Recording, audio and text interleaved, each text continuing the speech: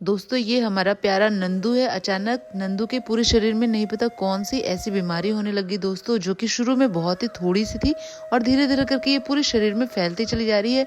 और ज़्यादा दिन नहीं हुए हैं दोस्तों, सिर्फ 1 हफ्ते ही हुए हैं और 1 हफ्ते में ये बीमारी पूरे शरीर में फैलती जा रही है। और जब से ये हुआ है दोस्तों, तो पूरे शरीर में मक्खियाँ भी बहुत ज़्यादा बैठने लग गई हैं और नंदू बहुत ज़्यादा तकलीफ में रहने लग गया है।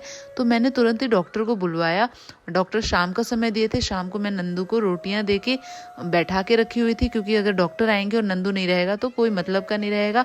तो दोस्तों डॉक्टर आ गए हैं और डॉक्टर ने बीमारी देखी और उन्होंने बताया कि आपने सही समय पे बुला लिया है। अगर थोड़ा भी लेट होता तो ये कंट्रोल से बाहर हो जाता और बहुत ज़्यादा खुजली होती है और फीवर भी आती है, जिससे जो जानवर होता है बहुत ही ज़्यादा परेशान होता है। और साथ ही साथ दोस्तों ये जो बीमारी होती है वो ऐसी होती है कि अपने साथ ही दूसरे जो जानवर उसके साथ टच होंगे उनको भी फैल जाती है, क्योंकि चंदू हमेशा ही नंदू के साथ रहता है। तो चंदू को भी फैलने की बहुत ज़्यादा फैलने का दिक्कत था। तो दोस्तों मैंने डिसाइड किया कि चंदू को भी ये इंजेक्शन पहले से ही लगवा देते हैं। काइंड ऑफ वैक्सीन होता है। और जैसे ही नंदू को दोस्तों इंजेक्शन लगाने के बारे में सोचे, नंदू को समझ आ गया था कि उसके साथ कुछ होने वाला है, इसलिए नंदू वहाँ से भाग गया। तो जल्दी जल्दी मैं गई और रोटी लेके आई, ताकि रोटी देने से ये कंट्रोल में आए। और रस्सियाँ लेके आए हम। और नंदू क्योंकि भाग गया था तो पहले चंदू को ही हमने इंजेक्शन लगाने के बारे में सोचा। और 3 इंजेक्शन एक के बाद एक लगातार मेरे प्यारे चंदू को इस तरीके से लग रहे हैं। और ये सब देख के मेरी आत्मा कांप जाती है। पर क्या बोलोगे, इस संसार में जो भी प्राणी आया हुआ है, शरीर जिसके पास है, उसको तो तकलीफ झेलना ही होगा, क्योंकि इस संसार को मृत्यु लोक कहा जाता है दोस्तों। तो एक के बाद एक चंदू को 3 इंजेक्शंस लगे और चंदू देखिए कैसे भाग रहा है। इंजेक्शन जैसे वो छूटा, उसके बाद दोस्तों नंदू को हम ढूंढने निकले हुए हैं।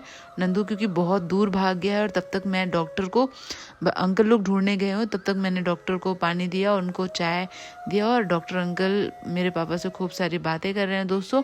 उसके बाद हमको नंदू फाइनली मिल गया है और अब बारी है नंदू को इंजेक्शन लगाने की। तो डॉक्टर अंकल नंदू को जा रहे हैं अब इंजेक्शन लगाने के लिए दोस्तों।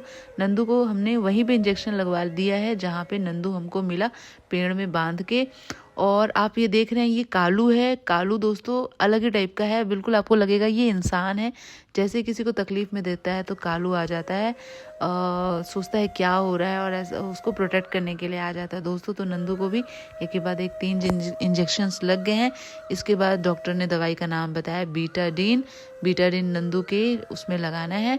तो दोस्तों इसके बाद नंदू पूरा ठीक हो जाएगा और जब वो ठीक हो जाएगा तो मैं फिर से एक वीडियो बना के आप लोगों को दिखाऊंगी। तो दोस्तों अगर आपके आसपास भी इस तरीके से जानवर तकलीफ में हैं तो आप लोग कोशिश करिए कि उनकी तकलीफ अगर जिस तरह से हटा सकें हटाएं।